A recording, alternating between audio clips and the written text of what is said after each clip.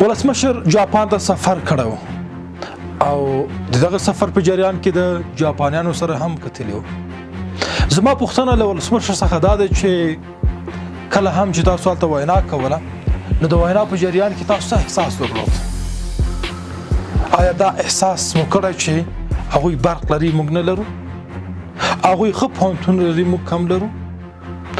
هغوی قوي ټکنالوژي لري موږ نه لرو؟ هغوی پیاوړي صنعت لري موږ نه لرو؟ هغوی یو اتمی هیواد دی او موږ نه یو؟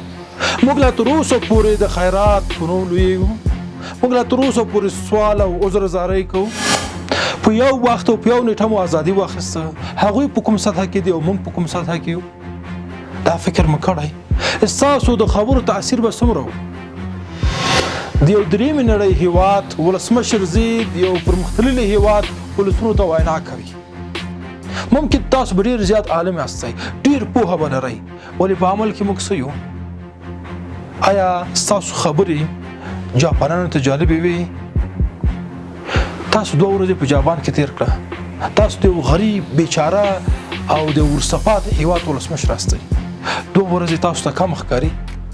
دلته زما ولسونه څومره ځورېږي، دلته هر ورځ څومره ټپیان کېږي او څومره وژل کېږي، شهیدان څومره لرو؟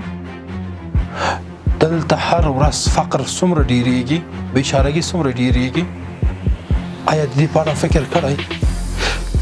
4 میاشتې کېږي چې یو سوداګر پیژنم چې د ولسمشر سره غواړي وګوري، د 5 دقیقو دپاره غواړي وګوري، ولې تر اوسه پورې چانس نه دی پیدا کړی؟ زما ولسمشر د 2 ورځو دپاره وخت لري، ځي بل هیواد ته، هلته د مختلفو اقشارو سره ګوري، ځوانانو سره ګوري، ولسمشر سره ګوري، د بهرنیو چارو د مرستیالانو سره ګوري، همدارنګه د ځینو مهمو رئیسانو سره ګوري. د هغوی کتل څومره موږ ته ګټور دی؟ هغه ډېر ګټور تمامېږي که تاسو راشئ د افغانستان یو سوداګر سره وګورئ، هغه چا سره وګورئ چې د افغانستان دپاره فکر کوي، پانګونه کوي. دلته تاسو او ستاسو د کابینې وزیران د پانګونې د جذب په موخه نورو هیوادونو ته ځي. په داخل کې زموږ کوچني پانګوال څومره محفوظ دي؟ دوی سر مال او عزت څومره مسؤل دی؟ د شته پانګوالو ستونزې څومره حل شوي دي؟ شته پانګوالو دپاره څومره زمینه سازي سوی؟ په دغو تیرو 5 کلونو کې فارن ډایرکټ انویسټمنټ څومره و؟ مستقیمه پانګونه څومره وه؟ زما څومره سوداګر د افغانستان نه تښتېدلي؟ دا تاسو ته معلومه ده. زما د ستونزو حل نقطه او منشا په افغانستان کې ده. زه مې د ولسمشر څخه غوښتنه دا لرم چې باید زما هیوادوالو سره ډېر کښېني، زما محصلینو سره کښېني، زما پانګوالو سره کښېني، د شته ستونزې باید حل کړي. زه د دې خلاف نه یم چې ولسمشر بل هیواد ته ځي، هلته وینا کوي، وخت تېروي. کاشکې چې یو پرمختللی هیواد وای، په دغه صورت بیا موږ هېڅ مشکل نه درلود. څومره بهرني ولسمشران افغانستان ته راغلي او بیا زما محصلینو سره کتلي. تاسو ماته یو وښایي چې ټرمپ، اوباما یا د جاپان ولسمشر یا د کوم بل هیواد ولسمشر افغانستان ته راغلی وي او بیا په افغانستان کې د محصلینو سره کتلي وي. زما محصلین ضرورت لري، ظرفیت جوړونې ته ضرورت لري. بې له شکه دا یو مهم کار دی او اساسي کار دی. د تاسو لپاره هم درسته د ښه کار و چې تاسو هلته وینا وکړه، ولې هغوی تا ته ضرورت نه لري.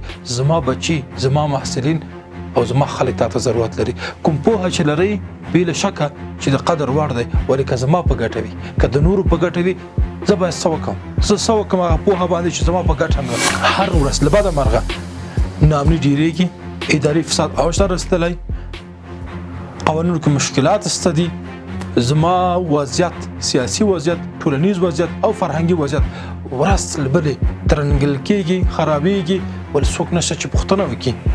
زما ولسمشر باید لاړ سي نورو پوهنتونونو ته او نورو هیوادونو ته، هغوی ته لیکچر وړاندې کړي. په خبرو یوازې نه کېږي، عمل مهم دی. زه د یو ځوان په توګه د ولسمشر څخه غواړم چې دغه ستا پوهه باید د افغانانو په ګټه استعمال سي، صنعت مې باید وغوړېږي، امنیت مې باید تامین شي، اقتصادي وضعیت مې باید ښه شي، خلکو ته د کار زمینه برابره شي، شرکتونه باید ډېر سي. دغلته هغه ستونزې چې ډېرې لویې ستونزې جوړې کړي باید له منځه ولاړ سي. د ستونزو عوامل باید پیدا شي او دا ستونزې باید حل شي. موږ په داخل کې د ډېر جدي بحرانونو سره مخامخ یو. ولسمشر ستا یوه دقیقه زموږ دپاره ډېر ارزښت لري. هیله ده چې له دې وروسته زموږ دا غوښتنه ومنې، زموږ محصلینو سره کښېنې، زموږ خلکو سره کښېنې، زموږ د ستونزو دپاره د حل لاره پیدا کړئ، د صنعت د غوړېدو لپاره کار وکړئ. زما د برق د ستونزې حل کې په دې 21مه پیړۍ کې زما په شرکت کې نن ټول ورځ برق نه و، پرون نه و، ورمه ورځ نه و، اوس هم نشته. په بدبختانه په ډېرو مشکلاتو باندې جنریټر چالانوو، تولید راته قیمت تمامېږي، کوم فعالیت چې زه کوم ماته ډېر ګران تمامېږي، زه نور د کاروبار د پرمخ وړلو توان نه لرم. ولسمشره هیله کوم چې ډېر توجه مو افغانستان ته ولرئ، د افغانستان داخلي صنعت ته ولرئ، داخلي تولید ته ولرئ، تر څو موږ په خپلو خپو باندې ودرېږو. کله چې په خپو ودرېدو بیا هغه وخت تاسو کولی شئ چې نورو هیوادونو ته ولاړ شئ، د تاجګذارۍ مراسمو کې هم ګډون وکړئ، بهرنیانو سره وګورئ، خلکو سره وګورئ، او محصلینو ته هم دا ډاډ ورکړئ چې افغانستان څنګه مات و او څنګه تاسو په خپو ودرو.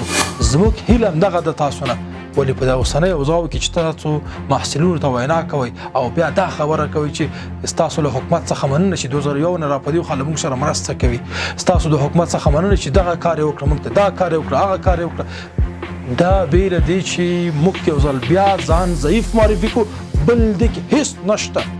زما قوت هغه وخت معلومیږي چې زه مې د خپل د معدن څخه، اوبو څخه، ذخایرو څخه، زراعت څخه، هوا څخه، ځمکې څخه استفاده وکم او یو مقتدر هیواد اوسم او نور هیوادونو ته ولاړ سم، د خپل د شکست په لاملونو باندې او د پرمختګ په رازونو باندې خبرې وکم چې زه اوس یو مقتدر هیواد یم.